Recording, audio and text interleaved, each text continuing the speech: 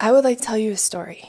Recently, I had a very disturbing encounter with a young girl, a 9-year-old girl, a sweet, sensitive, very thoughtful 9-year-old girl. On this particular day, she started to talk more about her relationships with her parents. What first tipped me off to the abnormality of the situation was that she was calling her stepdad Dad. Secondly, she was referring to her biological dad by his first name. Having been an alienated child for 20 years, my spidey senses went up. Do you ever see your biological dad? I asked this young girl, and she said no. She said, I can't remember what he looks like. I haven't seen him since I was a very little baby. She continued by telling me that she has 2 stepsisters she's never met. When I asked this little girl, who was the same age as I was when my parents got divorced and the alienation was solidified in my little brain, her response actually made me feel nauseous.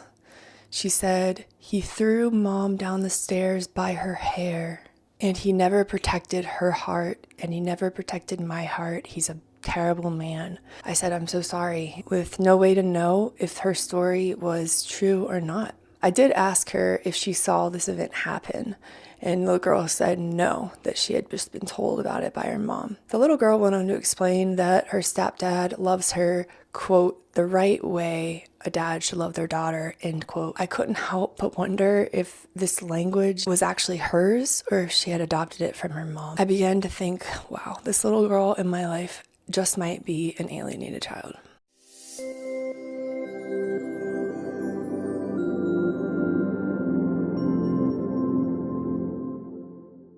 Hi, welcome back to the Anti-Alienation Project. My name is Maddie, and here I talk about all things related to a certain form of severe child psychological abuse, known as parental alienation. What is parental alienation? This is something that I went through for 20 years. Starting around the age of 9, I became severely alienated from my dad, rejected him for the next 20 years without true justification. See, this form of abuse often happens during a custody dispute or a divorce. It really entails a hurt, usually personality disordered parent who goes on an obsessive rampage to manipulate their child into rejecting their other loving parent without true justification. They usually do this to hurt the other parent and deprive them of the relationship with their child, as well as to isolate the child so that they can have full control over them. I figured out the truth about 2 years ago now, that I was made to believe lies and false allegations and horror stories about my dad, made to believe that he doesn't love me and that he's abusive. Now I speak out about this on my project. I'm trying to alert society to the damages causes to children while also rebuilding my relationship with my dad and creating a group of child survivors so that we can stand up to this abuse and demand better for the next generations of children to come. Today we're going to talk about how to spot an alienated child. I'm not an expert, I'm not a therapist, but I was an alienated child for 20 years. I'm sure you can find all the signs and symptoms from different experts and their points of view on the internet, and I wanted to add a real life survivor point of view from my point of view. I wanted to add a point of view of a former alienated child, how to spot an alienated child. Please keep in mind, I don't speak for all alienated children. The first thing to be aware of is that parental alienation, this form of abuse, often happens, like I said, during a custody dispute or divorce. So more often than not, the child's parents are either divorced, separated, divorcing, separating, or maybe they've been divorced or separated for a while and a new partner has just entered the picture. Alternatively, however, this can happen in an intact home. That's important to remember. In my opinion, there are 3 major signs of an alienated child, and then there are some other smaller signs. Let's start with the 3 major signs. Number 1, the first sign, in my opinion, of an alienated child is that they believe they have one good parent and one bad parent. It's a very black and white mentality that has been trained into their brain by their really toxic pathological parent. It's almost as if their good parent can't do anything wrong and their bad parent can't do anything right.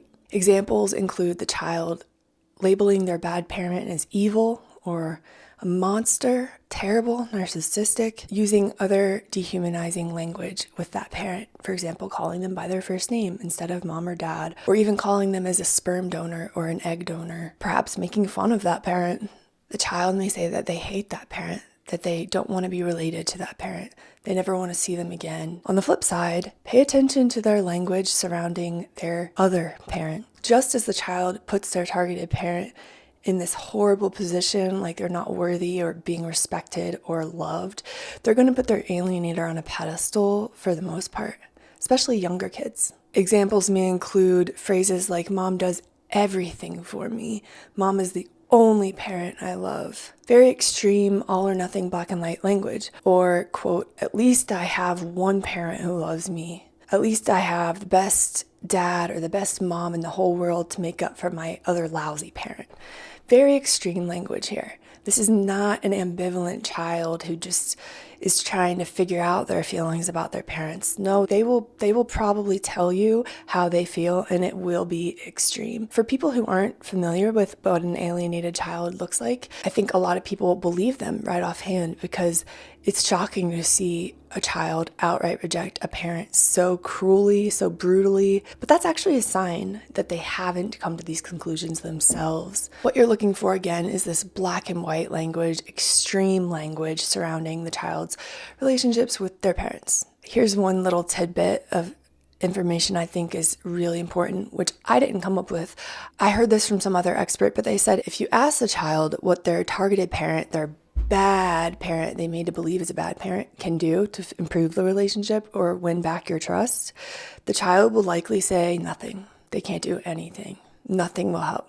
That's certainly what I said as an alienated child. Now, if you push back very gently against this alienated child and their beliefs, you will find my second sign of an alienated child, which will be their reasoning of why their bad parent is bad. And their reasoning is going to be hearsay most of the time. Or it'll be frivolous reasoning that doesn't justify their actions and their rejection. In other words, the punishment doesn't fit the crime. You may also hear of situations of extreme or crazy claims of abuse that they've been made to believe.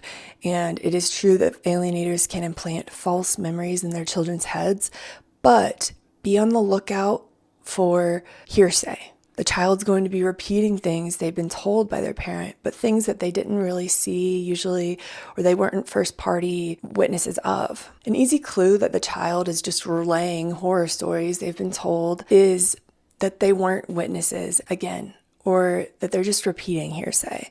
And it's what alienators do is they repeat horror stories about the targeted parent again and again until the child comes to believe it as fact. And these stories are usually fabrications, but they can also contain small nuggets of truth, or they can be huge exaggerations of a tiny bit truth. So like an insult blown way out of proportion, or something that they did blown way out of proportion. Conversely, the child might say nothing if confronted about why they hate their targeted parent. That's what I did. I remember being in the therapist office with my therapist, and she would ask me about my dad in front of my parents, and I would just sit there with my arms crossed, refuse to say anything. Never cried. I just told myself I had to be hard as a stone. It is possible that the child just might sit there and be quiet and be silent. You might not get anything out of them, and they might be just shutting down, so confused, so manipulated, they don't really know what to say. It's also possible that the child might list reasons that don't justify the extreme anger and fear that they're displaying. The punishment doesn't fit the crime. It's also worth noting that there are kids who are actually abused, and for the most part, these children do not outright reject their parents in the way that alienated kids do. A key sign that what the child is telling you as their justification for rejecting their parent is to look for words, expressions, phrases, or other knowledge that is way beyond the child's years. A lot of times they will parrot the language of their alienator parent. So look for language beyond the child's years or stories about the parent's marriage that a child should not know. A lot of times, because alienators project so often their own psychological issues onto the targeted parent, you might hear some psychological terms come out of that child's mouth that a typical child their age would not be aware with. The third main sign, in my opinion, of an alienated child is to look at the child's relationship with their quote-unquote good parent. I would say a big characteristic of that relationship is that beneath the surface, if you get to the core of it, that child is going to be afraid, whether it's consciously or subconsciously, of losing this parent's love. Losing who they believe is their good parents' love. After all, their love is highly conditional. Often, I think that professionals working with alienated kids focus entirely too much on the child's relationship with their targeted parent when it would be much more effective and efficient to focus on the child's relationship with their alienator parent, who will be seen by the child as their good parent, or by some other people in their child's life as their protective parent. In fact, this parent might even present themselves as the quote-unquote protective parent.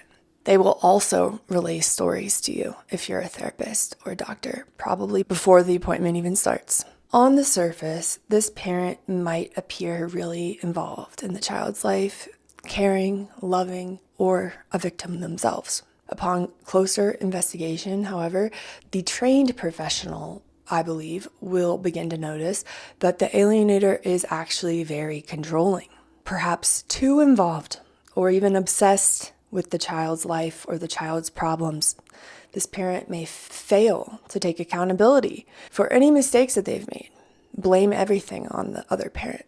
What therapists, guardian ad litems, doctors, and other professionals, friends and family members need to look out for in this relationship are signs of codependency, very subtle signs of fear in the child, or frustration in the child, or confusion in the child. The child, for example, might defer to this parent as the absolute authority in their life. They may feel like they're not a good enough child for this parent. They know that to love their targeted parent is to emotionally wound their alienator parent. And if one were to pull back all the layers of the relationship of this child with their alienator, there just might be parentification, emotional incest, which is where a parent treats their child like a romantic partner to get the needs that they would from a romantic relationship from their child. All of this I went through. Other types of abuse, such as physical, medical, religious, even sexual, etc. And most likely, you will find a parent with a personality disorder in severe cases. Studies have shown that in severe cases of parental alienation, 95% of these parents do have a personality disorder, which actually means that they're very dangerous a lot of the time. Finally, a child, when they're around this parent, might present as very on edge, very aware and observant of that parent's every move, what they say, and their behaviors, so as to respond in a way that will please them, in a way that won't upset them. The child might look at their parent before answering any questions, as if seeking approval. Again, in this parent-child relationship might appear to be very loving and very loyal and very close on the surface. You need to dig deeper and push back against the parent in order to find signs of codependency, enmeshment, parentification, emotional incest, and other dysfunctional qualities. Here's one more thing I would like to add. There were a lot of times in my life when I was younger that my mom would pretend to encourage me to go with my dad in front of the professionals that mattered, that needed to know that she was encouraging me to go with my dad. It was all a lie, because behind closed doors, what was she doing? Making me believe he didn't love me, that he was a monster, missing part of his soul, inspiring incredible fear in me, inspiring anger and a whole bunch of pain in me. So it was very confusing, and I didn't know what to think as a kid when my mom would say things that would insinuate she wanted me to go with my dad, but only in front of the other people who she thought needed to hear that, looking back on it. Be careful to not take anyone's word at face value in this situation. As I mentioned at the beginning of this video, there are some other signs in addition to these three main signs I would like to mention. But before I do, please be sure to hit the like button and subscribe to my channel. Make sure that you ring the bell, and it really helps push the video into the algorithm so more people can learn about parental alienation. As I mentioned before, you have this unexplained or unjustified hostility and rejection towards their parent. It is important to look at the relationship before the divorce or separation and whatever started, or whenever the child started rejecting the parent. Because in the case of parental alienation, the child and the parent usually have had a very loving, stable, healthy relationship until the alienator parent has begun to manipulate everyone. It's also important to distinguish between teenage rebellion and typical behavior of kids rejecting their parent from parental alienation. I think a lot of professionals get swept up in the idea that it's just typical teenage rebellion when a lot of these kids are actually alienated and being psychologically abused by their parent they believe is good. Another key sign of the alienated child is that, unlike a child who might be rejecting their parent for actual neglect or abuse, which again is very rare, would be a complete lack of empathy or guilt. Children are such black and white thinkers to begin with, but when you add in a parent who is manipulating them, abusing them, and making them reject their other parent to please them, the children, in order to cope and survive, have a splitting mechanism that happens where they essentially grieve and mourn their targeted parent. It becomes a situation, or at least it did for me, where if I talked to my dad or went with my dad, I knew I would hurt my mom. But in my head, if I did go or talk to him, I would also be telling my mom it's okay what he did to you. Abuse and injustice is okay. I did have a lack of empathy towards my dad. I did have really no guilt or anything like that. And I know it can be scary to see a child who's emotionally so detached or indifferent towards their parent, or not even feeling guilty about how they're hurting them. And this is a huge sign of an alienated child. The last sign I want to mention is something that I haven't really heard many people phrase in this way, but because this is severe psychological abuse, it's not just going to be affecting that child's relationship with their parent. You're probably going to see the child having a lot of different issues in various different parts of their life, including health issues, maybe headaches or stomach aches, including mental health issues like depression, anxiety, ADHD, OCD, or perhaps they're even misdiagnosed with some stuff. You're going to see this play out in their social life in some way, whether it's isolating from friends, whether it's developing social anxiety. It's going to affect their social life. It's even going to affect their academic life, probably. And I do think the research on parental alienation has gotten this point a little bit wrong, because I've seen across the board studies that say, okay, academic performance will decline for alienated kids. Not always. I've talked to just as many people in our group who their academic performance declined as people who became perfectionists and never got anything less than a straight A. That's what I did. I became a perfectionist in school. So I was never struggling in school. I was actually getting very good grades up until the point I graduated college. And I've seen that in a lot of people in our group actually really have had great academic performance. They even have multiple different degrees or multiple different master's degrees. Like, they're succeeding in terms of their education or their academic achievements. So I think that while experts are right that it can affect their academic performance, I think they get it wrong when they just say that it means it always declines. What I see is that it's going to affect just about every aspect of that child's life so much that it almost will seem like to an outsider that the child before the alienation and the child since the alienation are two different children completely. While alienated kids have many different experiences, after all, everybody has a different personality, different interests, etc., I believe the aspects that I've mentioned in this video pertain to most alienated kids. I really do. But let me ask you, if you were an alienated kid, please consider leaving a comment below. What do you think are the top 3 or top 5 signs of an alienated child? Other people in the comments, please chime in with your thoughts too and your experiences. The comment section seems to usually generate a really helpful and really supportive space for everybody to learn and support each other. So I love to see that. Thank you for watching this video. Again, make sure to like it and subscribe to my channel and turn on the notification bell so you never miss a video. If you haven't subscribed to our newsletter, please do. I'll leave the link to our newsletter in the comments. And if you're not following me on Instagram or Facebook, consider doing that. I hope everybody's doing well, and I'll see you next time.